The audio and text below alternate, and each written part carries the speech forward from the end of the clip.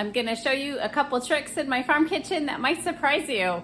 Today I got my box of vegetables and fruit from my market box from our own farm, Willow Haven Farm. And we have a whole variety of peppers for you and other things. So I just wanna quick show you that these are the Hungarian wax peppers. This is a mix of them, but those orangey ones are the ones that I'm talking about. They're in different sizes. These are the jalapenos, which you know. These ones are the cayenne peppers. They have pretty pointy tops, and a lot of times they get longer and skinnier. So the longer, skinny cayenne peppers. And then these are your colored sweet peppers. And we do grow these longer varieties of them. They might look like banana peppers to you, but they're not. They're just a variety of sweet peppers that we grow. So some of them are this bell shape, and some of them are these longer shapes. Now, I got a chance to try our gourmet fresh Asian pears by our local producer. They're just over in, I think, in the Kutztown area. These Asian peppers are so delicate that they're boxed like this beautifully, and then they have these foam nets that they come in to keep them from bruising against each other in transport. So they're very well protected because they are very delicate, which is kind of surprising because when you feel them, they feel hard to the touch. Now you know that from your peaches or your plums, that when they're hard to the touch, they are not ripe. But like they're more like an apple. These just have a tiny bit of give, and I'm guessing that this one might be slightly more ripe than this one based on the color. Now I'm gonna put these down here, and I'm going to cut them for you.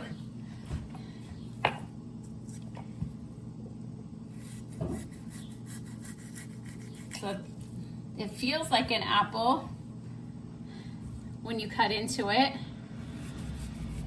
This is spurting juice. I don't know if I have it in the right place. Spurting juice, okay? And I did taste them with the other one a little bit ago.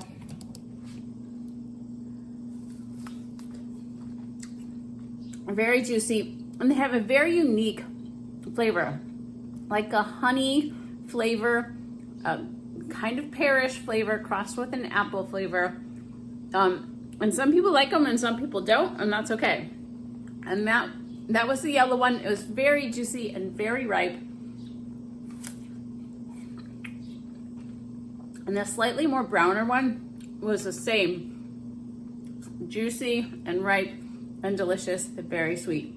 So I hope that you will try them. They are very, very good and very special. I also want to show you something about my sourdough starter. So you may be afraid of a sourdough starter that starts to look bad, but I just want to encourage you that this has happened to me a million times. That doesn't look very appetizing, does it? Okay, it's just not great, but it's alive, and this is only like a week or so of summer neglect, and these are always going to be more active in the summer. So I take off a generous scoop of everything that's off of the top. And then I carefully, without really going around the sides, I'm not going to scrape that nastiness stuff off. I just want the good stuff that's at the bottom. And it's nice and active.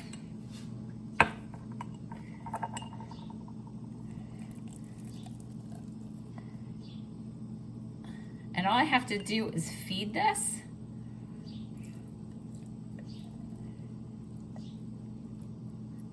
And there's no need to start over. All of the yeast, the wild yeast that's in here, has been pretty much sealed off from the yucky stuff in the air that was contaminating this old one. And now I have the remains of that starter. All I have to do is stir in a little bit of flour and a little bit of water and get that going again.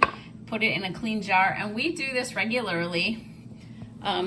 Just transfer out of a yucky looking jar, and a lot of times we don't get it let it get that nasty, but my girls have been busy recently, and so they haven't been taking care of it, and we've had less people eating breakfast, and so we've been using a little bit less often.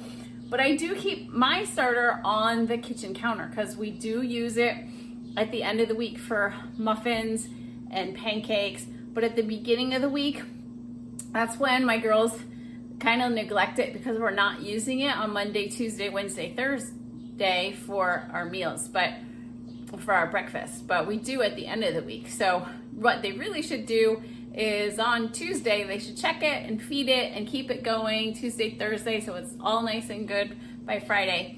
But if you want to know more about sourdough baking, you really should come to Vince's class at our Homestead Conference. He's doing the morning class on September 7th, Sourdough Baking at Home. He gives you great information, very thorough, very detailed, more than you need to know in some ways, but it helps you understand the process. And even if you've taken the sourdough class before, you can take it again and just take yourself to the next level, because he's teaching beginners and intermediate, and everybody needs a refresher. And just having that class in person is really great for taking your asking your questions and taking your sourdough baking to the next level. So I just want to show you, you don't have to be afraid of a nasty sourdough starter. And I do want you to enjoy your vegetables and your farm food this week and have a wonderful week. Tell someone about Willow Haven Farm and the Homestead Conference. We really appreciate you as farm members. Bye.